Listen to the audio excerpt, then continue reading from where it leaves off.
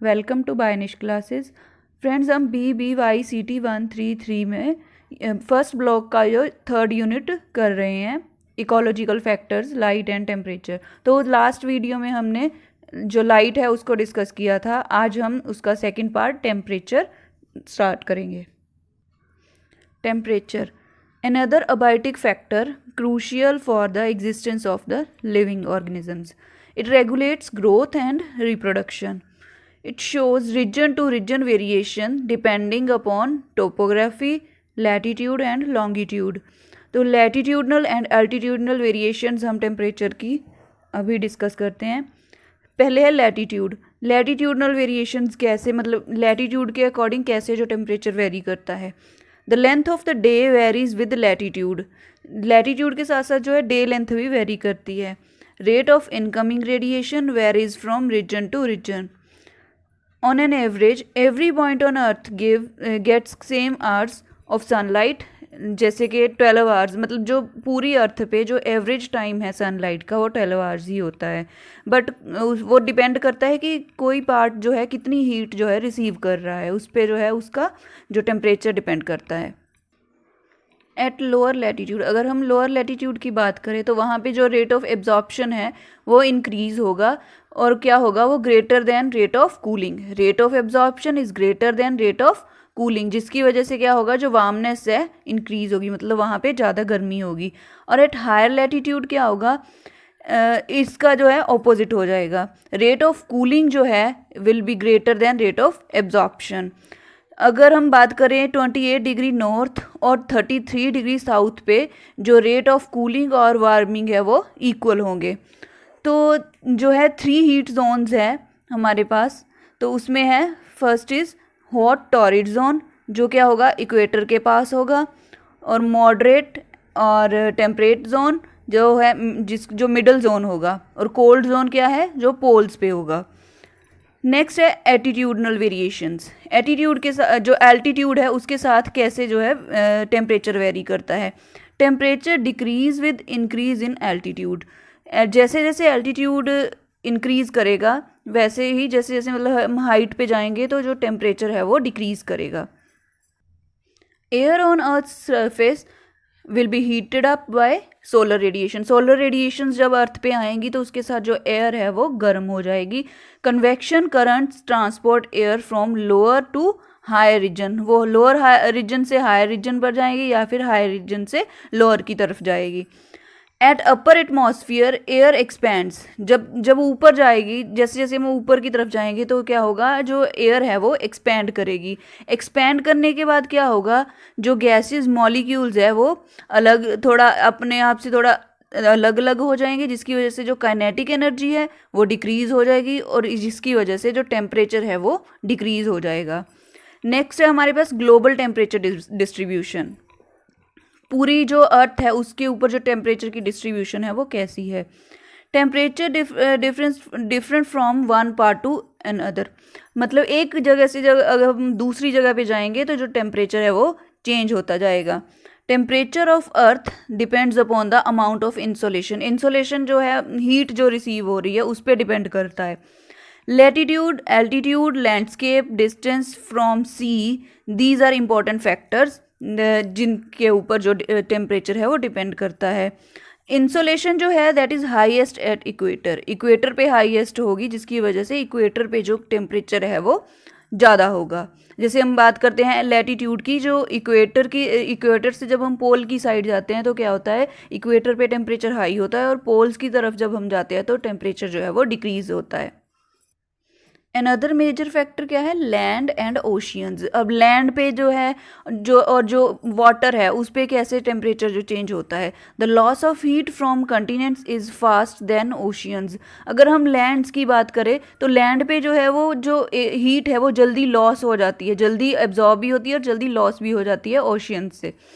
The moderating effect on temperature of land due to proximity of the seas is called maritime influence. जो moderate effect है क्या है, जो land और ocean एक दूसरे के लिए मतलब जैसे लैंड का टेम्परेचर है वो ओशियन की वजह से या सीज़ की वजह से उस जो सीज़ है उनकी प्रेजेंस से वो मॉडरेट हो जाता है, मतलब उसको ना तो ज़्यादा हाई होने देता है और ना ही लो होने देता है। इसको हम मैरीटाइम इन्फ्लुएंस बोलते हैं। Increasing effect on temperature of land at interior of continent is called Continental influence. जो इंक्रीजिंग इफेक्ट है टेम्परेचर का, अगर मॉडरेट इफेक्ट है तो उसको हम मैरीटाइम इन्फ्लुएंस बोलेंगे, अगर इंक्रीजिंग इफेक्ट है तो उसको हम कंटिनेंटल इन्फ्लुएंस बोलेंगे। नेक्स्ट है temperature variation occurs as horizontal distribution of temperature and vertical distribution of temperature. दो तरह से हम स्टडी करते हैं टेम्परेचर की वेरिएशंस को, या तो हॉरिजॉन्टली कैसे वो डिस्ट्रीब्यूट हुआ है और वर्टिकली जो है टेम्परेचर कैसे वेरी करता है। तो फर्स्ट है horizontal distribution of temperature. Distribution of temperature across the latitude over the surface of the earth, that is called horizontal distribution. अगर हम लैटिट्यूड की बात करेंगे, इक्वेटर से पोल की साइड जाएंगे तो उसको हम हॉरिजॉन्टल में लेते हैं, हॉरिजॉन्टल डिस्ट्रीब्यूशन टेम्परेचर की। It expressed with the help of isotherms. Isotherms को जो है वो उनको एक इमेजिनरी लाइंस, जैसे कि जो लैटिट्यूड है उसके साथ साथ कैसे जो टेम्परेचर जो है वो साथ साथ में वेरी करते हैं, तो उसको हम इमेजिनरी लाइन से लेते हैं जो कि पैरेलल चलती है एक दूसरे के, runs parallel to latitude. Close spacing, अगर वो लाइंस जो है ये आपस में इनकी स्पेसिंग क्लोज है तो ये इसमें क्या होगा, जो टेम्परेचर है उसमें रैपिड चेंज आएगा, और अगर वाइड स्पेसिंग है then it will be slow change. Temperature above the oceans and land mass vary even at same latitude because of different heating of land and water. वैसे तो हम जैसे बोलते हैं कि लैटिट्यूड के साथ साथ जो है टेम्परेचर चेंज करता है, पर कभी कभी क्या होता है कि सेम लैटिट्यूड पे भी जो टेम्परेचर वेरिएशंस देखी जाती है। वो क्यों? क्योंकि एक लैटिट्यूड पे लैंड के पास अगर वाटर प्रेजेंट है तो उनमें वहाँ पे भी जो हीटिंग वेरिएशंस प्रेजेंट होगी। Difference between mean temperature of a place and mean temperature of its parallel latitude, उसको हम बोलते हैं टेम्परेचर एनोमली या फिर thermal anomaly. Horizontal distribution is influenced by various factors. कौन कौन से? विंड हो गया, नेचर ऑफ सॉइल या लैटिट्यूड, उसकी वजह से जो है हॉरिजॉन्टल जो डिस्ट्रीब्यूशन है वो चेंज होती रहती है टेम्परेचर की। Factors affecting horizontal distribution. Horizontal distribution जो टेम्परेचर की है उसको कौन कौन से फैक्टर्स है जो वेरी करते हैं? लैटिट्यूड, लैटिट्यूड की बात की हमने, इस पे क्या होगा, incidence angle goes on decreasing from equator to pole. Higher, अगर एंगल हायर होगा तो उस पर क्या होगा, टेम्परेचर जो है वो हाई होगा। ये मेनली होता है ट्रॉपिकल रीजन्स में। और अगर एंगल लोअर है तो उस पर क्या होगा, जो टेम्परेचर है वो लो होगा, जैसे कि हम पोल्स की बात करें। तो उसके बाद है next is altitude. Decrease with increase in height. जो एल्टीट्यूड में क्या है, टेम्परेचर जैसे जैसे हाइट इंक्रीज करेगी वैसे वैसे टेम्परेचर जो है वो डिक्रीज करता जाएगा। और 6 डिग्री जो है 1000 मीटर अगर हम एल्टीट्यूड की बात करें तो उस पर जो है 6 डिग्री सेल्सियस डिक्रीज होगा टेम्परेचर का। इसको हम क्या बोलेंगे, नॉर्मल लैप्स रेट। नेक्स्ट है लैंड एंड सी कंट्रास्ट। क्या है इसमें, लैंड जो है वो क्या है, जल्दी से हीट एब्जॉर्ब भी करती है और जल्दी से कूल भी हो जाती है। मतलब लैंड जो है वो हीट को जल्दी एब्जॉर्ब भी करेगी और उसको रिफ्लेक्ट भी जल्दी, रिलीज भी जो है वो जल्दी करेगी। लेकिन अगर वाटर की हम बात करें, सीज में क्या होता है, वो हीट को स्लोली गेन करते हैं, एब्जॉर्ब भी स्लो करते हैं और वो जल्दी से, और कूल भी वो स्लोली होते हैं। लैंड जो है वो जल्दी गर्म होकर जल्दी ठंडी हो जाएगी, लेकिन वाटर जो है वो धीरे धीरे से गर्म होगा और धीरे धीरे ही वो ठंडा होगा। Temperature higher on land during day. तो लैंड पे जो है टेम्परेचर डे के टाइम ज़्यादा होगा और वाटर में रात के टाइम जो है ज़्यादा होगा टेम्परेचर। अगर सी प्लेसेस की बात करें हम, नियर सी प्लेसेस मॉडरेट टेम्परेचर होगा, ना तो वहाँ पे ज़्यादा गर्मी होगी और ना ही ज़्यादा सर्दी होगी। स्नो कवर्ड प्लेसेस जो है वहाँ पे टेम्परेचर ज़्यादा लो होगा। नेक्स्ट है ओशियन करंट्स। ओशियन करंट्स जो समुद्री जो लहरें हैं, मतलब ओशियन करंट्स उस वहाँ पे जो कैसे वो टेम्परेचर को है वेरी करती है। वार्मर करंट्स, अगर करंट्स वार्मर है तो क्या है, जो अगर वहाँ पे समुंदर के पास जो हवाएं जो चलती है वो अगर गर्म होगी तो जो कोस्टल रीजन है वो वार्मर होगी, और अगर कूलर करंट्स हो गए तो उसकी वजह से जो है वहाँ पे कूलिंग होगी, तो जो टेम्परेचर है वो कम होगा। ये आएगा, इसमें आते हैं नॉर्थ वेस्टर्न यूरोपियन कोस्ट, जो जिसमें क्या होता है, do not freeze due to effect of north Atlantic drift. जो नॉर्थ अटलांटिक ड्रिफ्ट है वो क्या होती है, वार्म करंट होता है, वहाँ पे जो है जो गर्म हवाएं चलती है, जिसकी वजह से क्या होता है जो नॉर्थ वेस्टर्न यूरोपियन कोस्ट है वो फ्रीज नहीं होते, वहाँ पे टेम्परेचर पहले लो होता है जैसे, उसके बाद जब ये जो वार्म जो करंट्स है वो नॉर्थ अटलांटिक ड्रिफ्ट है जिसको हम बोलते हैं, वो जब पास आउट होती है तो वहाँ पे क्या होता है टेम्परेचर जो है रेज कर जाता है, जिसकी वजह से वो फ्रीज नहीं कर पाता। नेक्स्ट इफेक्ट है वेजिटेशन कवर। वेजिटेशन जो प्लांट्स है, जो जितनी भी वेजिटेशन है प्रेजेंट है, वो कैसे जो है अफेक्ट करती है टेम्परेचर को। सॉयल डिवाइड ऑफ वेजिटेशन, जिस सॉयल पे वेजिटेशन नहीं है वो ज़्यादा हीट लेगी। वेजिटेशन एब्जॉर्ब्स हीट, जो वेजिटेशन है वो हीट एब्जॉर्ब कर लेती है, जिसकी वजह से जो लैंड है वो उस पे उसका टेम्परेचर जो है वो ज़्यादा नहीं बढ़ पाता। डेंसली फॉरेस्टेड एरिया जो है वहाँ पे लोअर टेम्परेचर होता है देन डेजर्ट एरियाज। जैसे अगर हम बात करें जैसे राजस्थान हो गया, कोई भी जो एरिड रीजन्स है वहाँ पे क्या होता है गर्मी ज़्यादा होती है, क्योंकि वहाँ पे जो वेजिटेशन नहीं होती, जिसकी वजह से जो लैंड है वो ज़्यादा हीट एब्जॉर्ब करती है। और जहाँ पे जो फॉरेस्ट एरियाज़ है वहाँ पे जो प्लांट्स है वो हीट एब्जॉर्ब कर लेते हैं, और जिसकी वजह से लैंड जो है वो उसका टेम्परेचर हाई नहीं होता।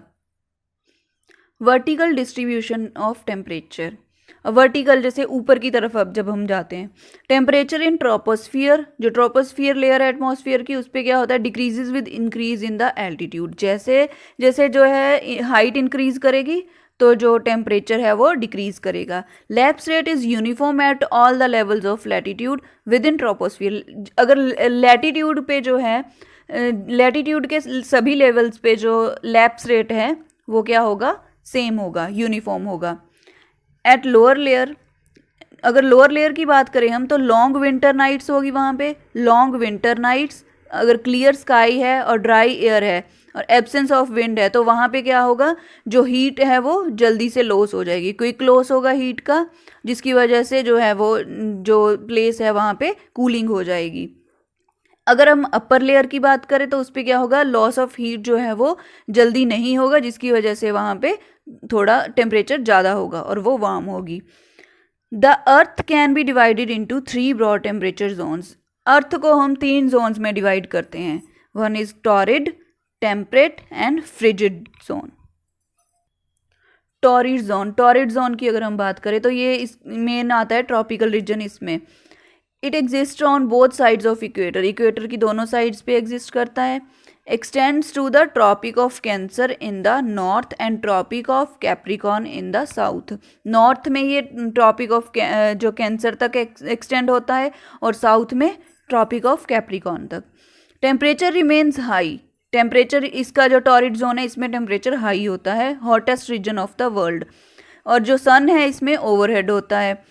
It includes Africa, southern Asia, Indonesia, New Guinea, northern Australia, southern Mexico, Central America and northern South America. ये सारा टॉरिड रीजन, जो टॉरिड रीजन है उसके अंडर आता है।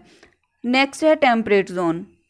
ये क्या होता है, मिड लैटिट्यूडनल एरिया होता है, यहाँ पे टेम्परेचर जो है वो मॉडरेट होता है। टॉरिड में हाई होता है और टेम्परेट में मॉडरेट होता है, ना तो ज़्यादा हाई होता है और ना ही ज़्यादा कम होता है। सन जो है कभी भी डायरेक्ट नहीं होता, जैसे उसमें टॉरिड जोन पे क्या होता है कि इक्वेटर पे जो है डायरेक्ट होता है सन, ओवरहेड होता है, लेकिन इस पे नहीं होता। जो मिडल जो टेम्परेट जोन है उस पे जो है सन डायरेक्टली ओवरहेड कभी भी नहीं होता, और जो टेम्परेचर है वो वार्म टू कूल इसका वेरी करता है। इस रीजन में मेन 4 तरह के सीजन आते हैं, समर, स्प्रिंग, विंटर और ऑटम।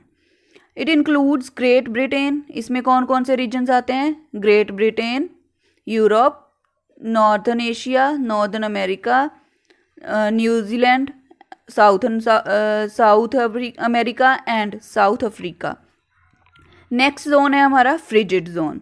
ये क्या है, मेनली पोलर रीजन होता है, और इसमें क्या होता है जो सन है वो मिडनाइट होता है, डे जो है उसमें 1 ईयर लॉन्ग होता है, जिसमें 6 मंथ्स इस पे डे होता है और 6 मंथ्स जो है वो नाइट होती है। ये कोल्डेस्ट रीजन है और अर्थ का, और it covered with ice and snow. देखिए अर्थ को कैसे जो है इन 3 जोन्स में कैसे डिवाइड होती है अर्थ।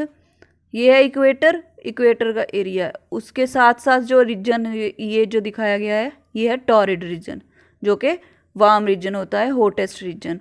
उसके बाद जैसे जैसे हम इस साइड को मूव करेंगे पोल की साइड को, तो ये टेम्परेचर जो है बीच में आ गया टेम्परेट रीजन, और उसके बाद जो पोल्स पे आ गया फ्रिजिड। टेम्परेट में ये ट्रॉपिक ऑफ कैंसर, और उसके बाद आर्कटिक पे ये फ्रिजिड जोन। तो यहाँ पे ये पोल्स पे जो है जैसे जैसे हम पोल्स की साइड मूव करेंगे तो टेम्परेचर जो है वो कम होता जाएगा। इसी तरह से इस साइड को भी देखते हैं हम, ट्रॉपिक ऑफ कैप्रिकॉर्न और जो एंटार्कटिक सर्कल है उस पे क्या है, जो ये इक्वेटर के साथ साथ टॉरिड, यहाँ पे ज़्यादा गर्म है, उसके बाद मॉडरेट आ गया टेम्परेट, देन जब पोल्स की साइड आया तो ये फ्रिजिड हो गया। नेक्स्ट अब हमारे पास है adiabatic heating and cooling. Adiabatic से आप क्या समझते हो, जैसे हमने पढ़ा होगा पहले भी कि प्रेशर के साथ साथ जो चेंजेस आती है टेम्परेचर में उसको हम एडियाबैटिक चेंजेस बोलते हैं। Adiabatic change in temperature with pressure. इससे क्या होगा, जो इसमें क्या होगा, ड्राई एंड वार्म जो होगा एटमॉस्फियर, और प्रेशर रिड्यूसेस। इस पे क्या होगा, जब प्रेशर जो है रिड्यूस करेगा तो एयर एक्सपैंड कर जाएगी, जिसकी वजह से क्या होगा, टेम्परेचर जो है वो रिड्यूस हो जाएगा and releases latent heat of condensation in this process. Adiabatic cooling जो है, air rises upward and cools the region, उसको हम एडियाबैटिक कूलिंग बोलेंगे। क्या होगा, एयर जो है ठंडी होके air rises upward cool and cools. Air पहले ऊपर उठती है तो वो कूल हो जाती है। गर्म एयर, जब एयर गर्म होती है, पहले गर्म होके जब ऊपर उठती है, ऊपर जाके वो जैसे ही वो हाइट लेती है तो वो कूल होना स्टार्ट हो जाती है, तो उसको हम एडियाबैटिक कूलिंग बोलते हैं। और जैसे ही जो कूल्ड एयर है, जो वो क्या होती है, वो जैसे ही नीचे आती है तो नीचे आके वो गर्म होना स्टार्ट हो जाती है, जिसको हम एडियाबैटिक वार्मिंग बोलते हैं। नेक्स्ट हमारे पास है distribution of temperature over the period of time और सीजन्स के साथ साथ जो टेम्परेचर कैसे वेरी करता है। अगर हम ड्यूरिंग जनवरी, अगर जनवरी की बात करें तो क्या होता है, जो नॉर्दर्न हेमिस्फीयर है वहाँ पे क्या होता है, विंटर होती है, और जो साउदर्न हेमिस्फीयर है वहाँ पे समर होती है। वेस्टर्न मार्जिन जो है that are warmer than their eastern counterparts. जो वेस्टर्न एरिया है वो ज़्यादा गर्म होगा ईस्टर्न एरिया से। ड्यूरिंग जुलाई, अगर जुलाई की बात करें तो वो जो टेम्परेचर है, जो सीज़न है वहाँ पे चेंज हो जाएगा, वो बिल्कुल जनवरी से ओपोजिट हो जाएगा। जो है आइसोथर्मल बिहेवियर इज ओपोजिट वर्ट इन जनवरी। समर जो है इन नॉर्दर्न हेमिस्फीयर। अब क्या होगा, नॉर्दर्न हेमिस्फीयर में जनवरी में विंटर था, लेकिन अब जुलाई में आके वहाँ पे समर हो जाएगा, और साउथ में जो है वो विंटर हो जाएगा। लोएस्ट टेम्परेचर जो है दैट एक्सपीरियंस्ड ओवर ग्रीनलैंड जो है वहाँ पे लोएस्ट टेम्परेचर होता है। हाईएस्ट टेम्परेचर कहाँ पे होता है, northern Africa, western Asia, north west India and arid south eastern USA जो है वहाँ पे जो है वो हाईएस्ट टेम्परेचर होगा। ये देखिए कैसे जो टेम्परेचर वेरी करता है सन की पोजीशन से। जो अर्थ की पोजीशन है, ये सन और ये अर्थ, देखिए ये इक्वेटर है, यहाँ पे जो है रेज जो है वो डायरेक्ट जा रही है। ये है साउथ, ये नॉर्थ पोल है और ये साउथ पोल है। ये रेज जो है यहाँ पे डायरेक्ट है, यहाँ पे साउथ पोल। अगर साउथ पोल पे क्या है, जो इधर जो है टेम्परेचर जो है वो डिक्रीज, इक्वेटर से पोल की साइड अगर हम जाएंगे तो टेम्परेचर वो है डिक्रीज करता जाएगा। मीन थर्मल इक्वेटर, यहाँ पे क्या है, thermal equator is a global isotherm having highest mean annual temperature at each longitude around the globe. जो इक्वेटर है, थर्मल इक्वेटर किसको बोलेंगे हम, जो इक्वेटर है वहाँ पे हाईएस्ट जो टेम्परेचर होगा, मीन टेम्परेचर जो एनुअली एक साल का जो है वो जो मीन टेम्परेचर है वहाँ पे हाईएस्ट होगा, तो उसको हम थर्मल इक्वेटर जो है बोलेंगे। The highest temperature are recorded in the tropics. Mainly जो हाइएस्ट टेम्परेचर है वो ट्रॉपिक रीजन में होता है, but highest mean temperature are recorded at the equator. जो मीन टेम्परेचर है, वैसे तो अगर देखा जाए कि जो हाईएस्ट टेम्परेचर है हम ट्रॉपिक रीजन है वहाँ पे देखते हैं, लेकिन जो मीन टेम्परेचर जो है, हाईएस्ट मीन टेम्परेचर, वो इक्वेटर पे ही नोट किया जाता है। Earth due to its rotation reaches perihelion in early January. Early जनवरी में क्या होता है, जो अर्थ है वो इसके जो है पेरिलियन, जो इसका रीजन है पेरिलियन जो इसकी स्टेट है वो क्या है, जिस यहाँ पे क्या होगा, जो डिस्टेंस है वो मिनिमम होगा, minimum distance from sun in its orbit. और उसके बाद अगर जुलाई की हम बात करें तो वो एफिलियन होगा, मतलब वहाँ पे जो है जो डिस्टेंस है वो मैक्सिमम होगा। नेक्स्ट अब हमारे पास आता है टेम्परेचर इन्वर्जन। टेम्परेचर इन्वर्जन मतलब क्या है? जनरली हम देखते हैं कि जो टेम्परेचर है, जैसे जैसे हाइट इंक्रीज होती है तो टेम्परेचर जो है वो डिक्रीज करता है, लेकिन यहाँ पे क्या है कि जैसे जैसे हाइट इंक्रीज करेगी उसकी वजह से जो है टेम्परेचर भी साथ में इंक्रीज करेगा, चाहे वो टेम्पररीली हो या फिर लोकली हो। तो वो कंडीशंस जो है, कभी कभी लोकल कंडीशंस की वजह से जो टेम्परेचर है वो जैसे जैसे हम हाइट पे जाएंगे तो टेम्परेचर इंक्रीज करेगा कुछ टाइम के लिए ही, तो उसको हम बोलते हैं inversion of temperature, the phenomena in which temperature increases with increase in altitude. Altitude के साथ टेम्परेचर इंक्रीज करेगा temporarily and locally under certain conditions, तो उसको हम इन्वर्जन ऑफ टेम्परेचर बोलेंगे। Temperature in the lower layer increases with elevation. जो lower layer है atmosphere की, उस पे जो टेम्परेचर है वो क्या होगा, इंक्रीज करेगा विद एलिवेशन। हाइट के साथ टेम्परेचर इंक्रीज करेगा। जनरली जो है हाइट के साथ हम लोग पढ़ते हैं कि हाइट के साथ साथ टेम्परेचर जो है वो डिक्रीज करता है, कम होता है जैसे जैसे हम ऊपर की तरफ जाएंगे, लेकिन कुछ केसेस में ऐसा होता है कि जब हम ऊपर की तरफ जाएंगे तो टेम्परेचर जो है वो इंक्रीज करेगा। In mountains temperature of air increases with increasing altitude. Conditions, इस पे जो कंडीशंस है क्यों ऐसा होता है, कुछ कंडीशंस है जिनकी वजह से जो टेम्परेचर इन्वर्जन होता है, जिसकी वजह इस पे क्या है, फर्स्ट है इसमें लॉन्ग नाइट्स। लॉन्ग नाइट्स की वजह से क्या होता है, जो आउट गोइंग रेडिएशंस होती है these are greater than incoming radiation. जो आउट गोइंग रेडिएशंस है वो ज़्यादा होगी देन इनकमिंग रेडिएशन, जिसकी वजह से टेम्परेचर जो है वो इन्वर्ट हो जाएगा, उल्टा हो जाएगा। अगर वो वहाँ पे कम होता है तो वहाँ पे ज़्यादा हो जाएगा।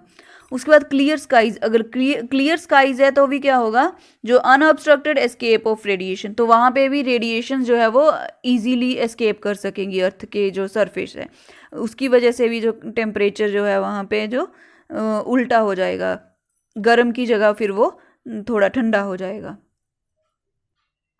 नेक्स्ट है काम एंड स्टेबल एयर। एयर जो है, जो स्टेबल एयर चलती है उसकी वजह से भी क्या होता है, जो टेम्परेचर है वो वहाँ पे कम हो जाता है, so that no vertical mixing, कोई जो लोअर लेवल है उस पर वर्टिकल मिक्सिंग नहीं होगी, जिसकी वजह से वहाँ का टेम्परेचर जो है वो थोड़ा सा डाउन हो जाएगा। नेक्स्ट है इक्वेटर। इक्वेटर पे जो टेम्परेचर कैसे डिस्ट्रीब्यूट होता है, ड्यूरेशन ऑफ डे और नाइट यहाँ पे सेम होती है। जो ड्यूरेशन है, लाइट ड्यूरेशन, जो डे की ड्यूरेशन है या नाइट की ड्यूरेशन है, इक्वेटर पे सेम होती है। जो सन रेज है वो वर्टिकल थ्रू ईयर, पूरे साल में जो सन रेज है वो ओवरहेडेड, मतलब डायरेक्ट जो है इक्वेटर पे स्ट्राइक करती है। No difference between summer and winter, यहाँ पे समर और विंटर में कोई डिफरेंस नहीं होता, ये हॉट रीजन होता है।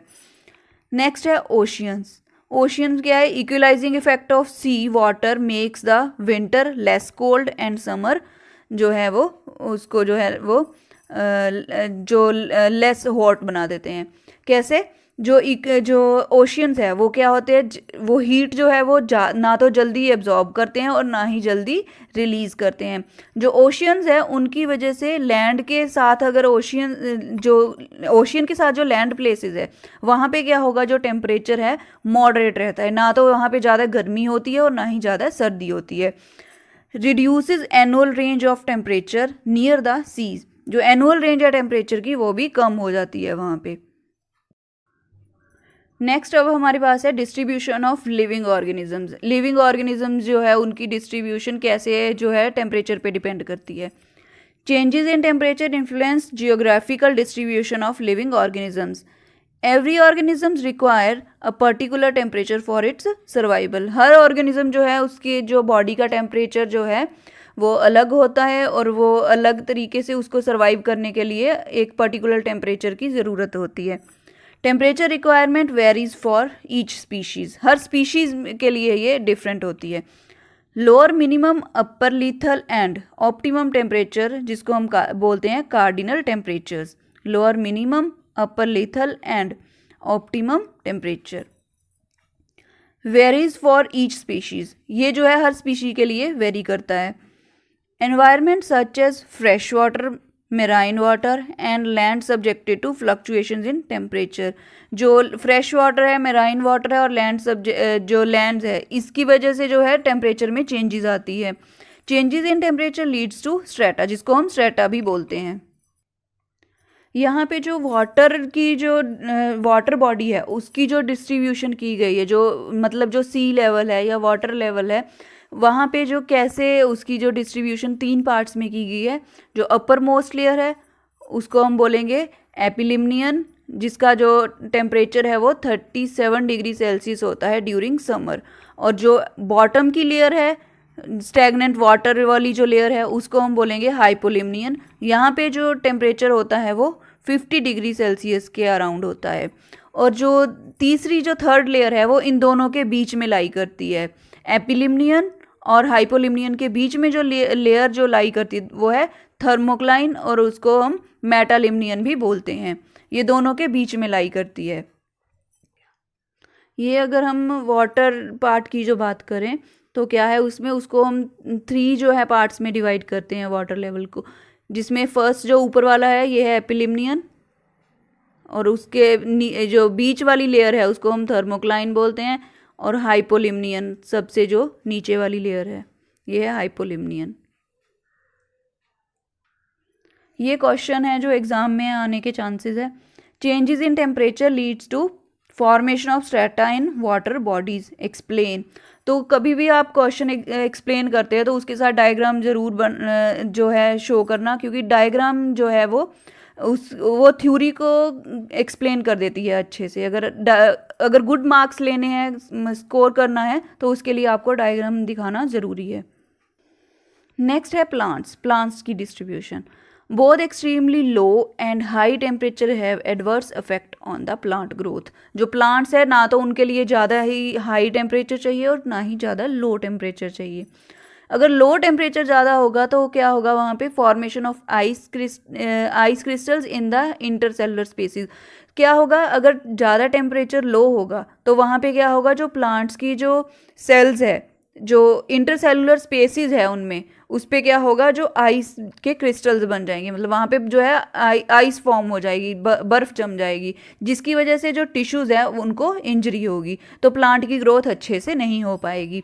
अगर टेम्परेचर ज़्यादा हाई है तो उस पर क्या होगा, एडवर्स इफेक्ट ऑन फोटोसिंथेसिस। तो उस पर जो है फोटोसिंथेसिस, रेस्पिरेशन और ट्रांसपिरेशन, उस पर ज़्यादा इफेक्ट पड़ेगा, क्योंकि जो फोटोसिंथेसिस है या रेस्पिरेशन है ये सारी जो है सनलाइट की प्रेजेंस में होती है। अगर ज़्यादा टेम्परेचर होगा तो उन पर भी वो जो प्रोसेस है वो अच्छे से नहीं हो पाएंगे, तो जिसकी वजह से क्या होगा, काज स्टनिंग और डेथ, जिसको हम इस जो सारे प्रोसेस को हम हीट इंजरी बोलते हैं, कि हीट इंजरी से जब प्लांट की डेथ हो जाती है।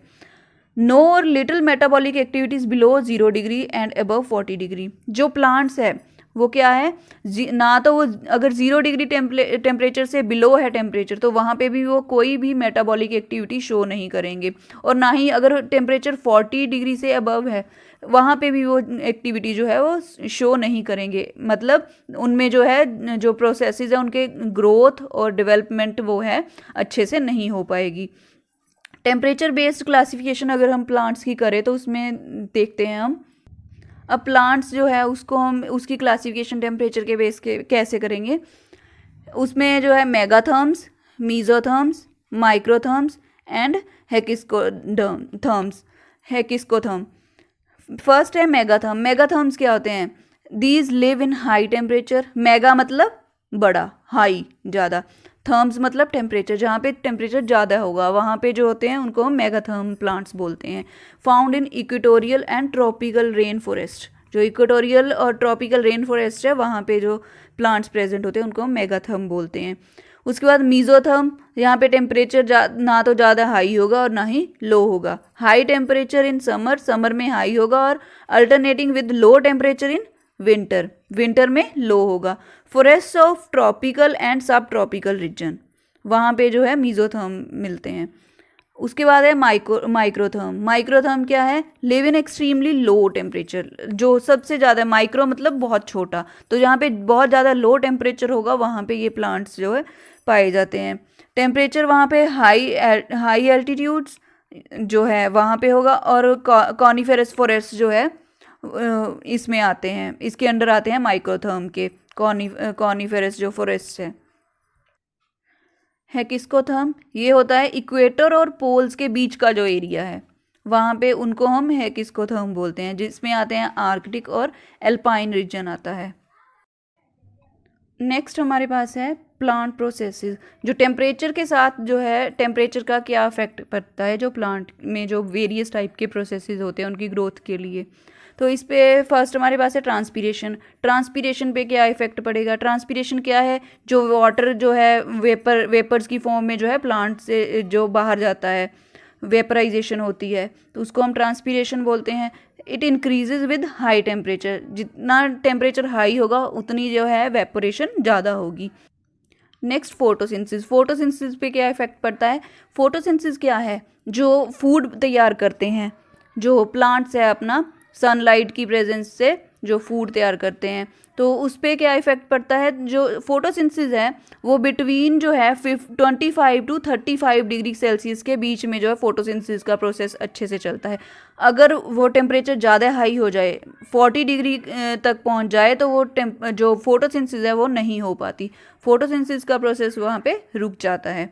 रेस्पिरेशन जो है उसके साथ क्या होता है? जो ब्रीथिंग होती है, जैसे हम रेस्पिरेशन सिस्टम, जैसे हम लोग ब्रीथिंग करते हैं, प्लांट्स भी जो रेस्पिरेटरी सिस्टम है प्लांट्स का, उस पर भी इफेक्ट पड़ता है। जैसे जैसे टेम्परेचर इंक्रीज होता है तो वो जो रेस्पिरेशन है वो भी इंक्रीज होती है। मैक्सिमम एट ऑप्टिमम टेम्परेचर, जो रेस्पिरेशन है वो होगी ऑप्टिमम टेम्परेचर पे मैक्सिमम होगी, और डिक्रीज विद हाई टेम्परेचर, अगर ज़्यादा ही टेम्परेचर हाई हो जाए तो फिर वहाँ पे भी जो है रेस्पिरेशन डिक्रीज कर जाएगी।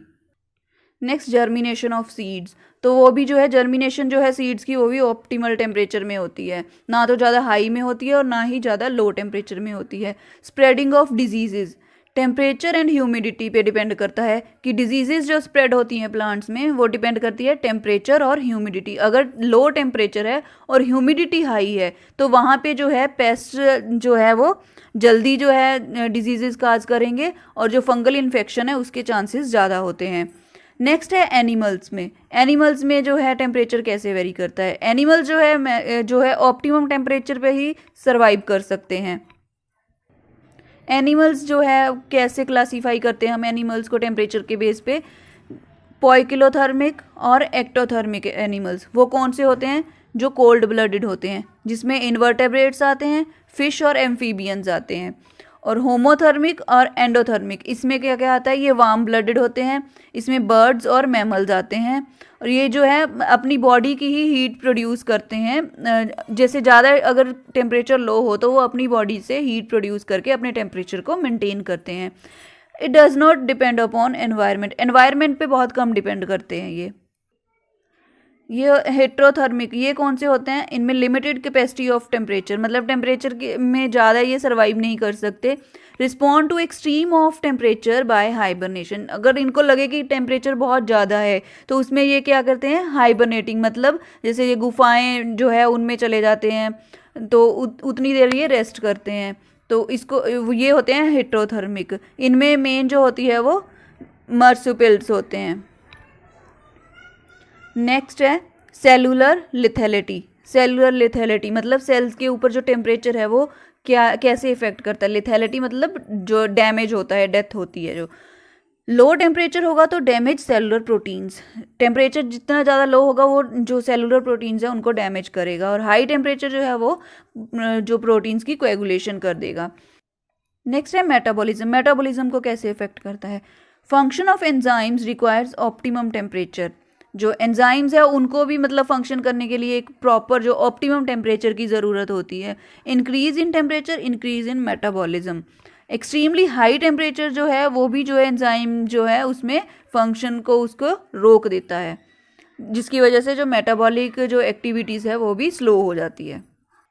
Next reproduction. अब रिप्रोडक्शन में क्या है, कैसे जो है टेम्परेचर जो है उसको अफेक्ट करता है। गैमीटोजेनेसिस और ब्रीडिंग, उसके लिए भी जो है टेम्परेचर जो है अलग अलग टाइप का टेम्परेचर चाहिए, वो वेरी करती है। गैमीटोजेनेसिस और ब्रीडिंग जो है वो भी टेम्परेचर के साथ वेरी करती है।